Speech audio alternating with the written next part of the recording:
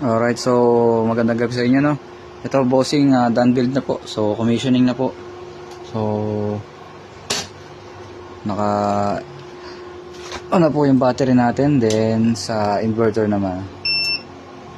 Yan.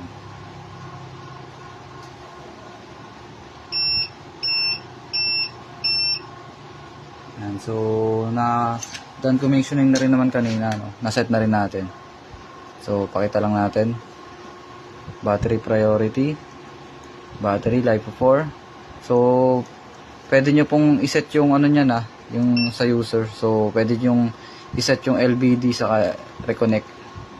Yan, kung life of 4, yan po yung pinaka mode nya. Then charging current, kung mag AC charge po kayo. So kung hindi, off nyo lang po. Then yun na po, okay na po yun.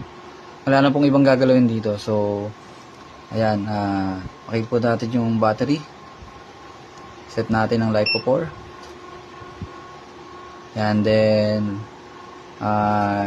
60 Hz and DC priority. Ayan. So on naman natin yung inverter. So mag AC input tayo, no. Pakita rin natin yung gumagana. So on natin. Then AC input switch. So yan, meron po tayong over and under voltage protection. So yan yung pag may mga unstable na utility distribution. So ayan, siya yung nagpro-protect. Then check natin yung test natin yung ATS kung gumagana. Ayan, gumagana. Then yung watt meter. So meron tayong nakapang dito na grinder. Test lang natin, no.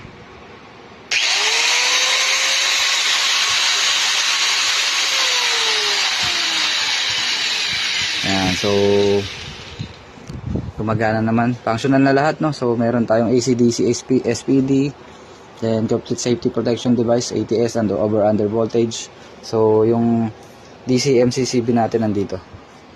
So done build na po, sir. Pwede na pong i-pick up to bukas or kung gusto nyo ngayon po. Thank you po.